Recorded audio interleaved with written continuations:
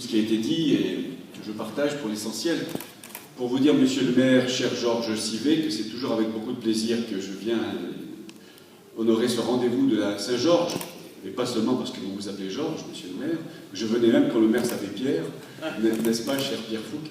C'est une foire plus décontractée, ça se voit, et moins officielle que celle du 14 septembre, mais c'est quand même une foire importante, qui génère de l'activité commerciale, qui compte aussi pour l'agriculture. On a vu les éleveurs ce matin. Les choses se sont bien passées.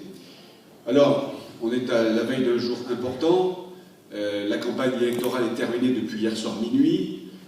On aurait mauvaise grâce, et d'ailleurs mes prédécesseurs à ce micro ne l'ont pas fait, à continuer à faire de la publicité ou de la propagande pour quelque camp que ce soit, surtout que la composition quasi monocolore de la tribune, cher Yannick Leder, ferait en sorte que les choses ne seraient pas équitablement réparties. Donc voilà, on va s'en tenir à la stricte neutralité qu'impose cette veille d'élection, avec pour ma part peut-être un regret que j'ai exprimé d'ailleurs tout au long de la campagne que j'ai faite, comme d'autres, un peu partout en France.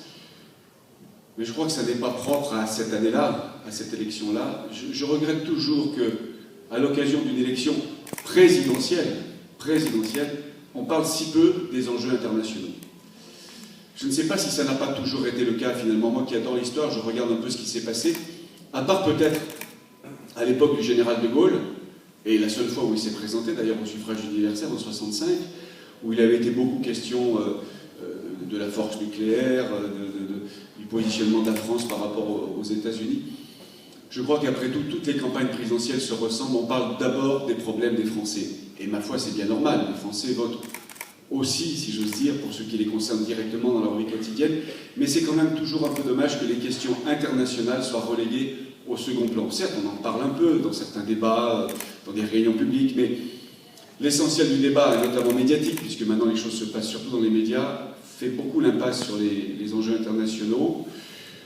Et là encore, on peut nuancer ce que je viens de dire, parce que lorsqu'on parle de la mondialisation et de nos usines qui ferment, bon, c'est aussi une façon d'aborder les enjeux de la planète, sur le plan industriel notamment, de la même façon que quand on parle des questions écologiques et de la protection de l'environnement, on aborde aussi cette question-là sous son aspect international. Mais voilà, c'était le seul petit regret que je ressentais là, après ce premier tour. Est-ce qu'on en parlera davantage entre les deux tours des questions internationales? Je n'en suis pas sûr.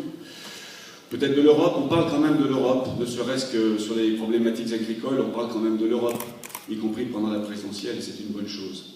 Voilà, je n'en dirai pas plus pour rester dans la neutralité absolue. J'irai faire mon devoir demain matin, comme vous, à 11h pour ce qui me concerne. Je le dis parce que France 3 m'a déjà demandé à quelle heure j'allais voter, comme chaque fois. Donc c'est à 11h à la mairie de Tullin, mais peu importe, vous irez bien à l'heure que vous voulez. Ce qu'il faut, c'est y aller avant 18h, sauf à Grenoble, je crois, où c'est 20h. Voilà. Enfin, partout ailleurs, c'est 18h.